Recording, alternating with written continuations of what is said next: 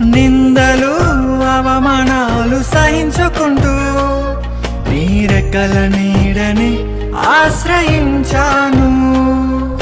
నీ వాగ్దానములను చేతపట్టి నీ ముఖముపై దృష్టి ఉంచినానయా.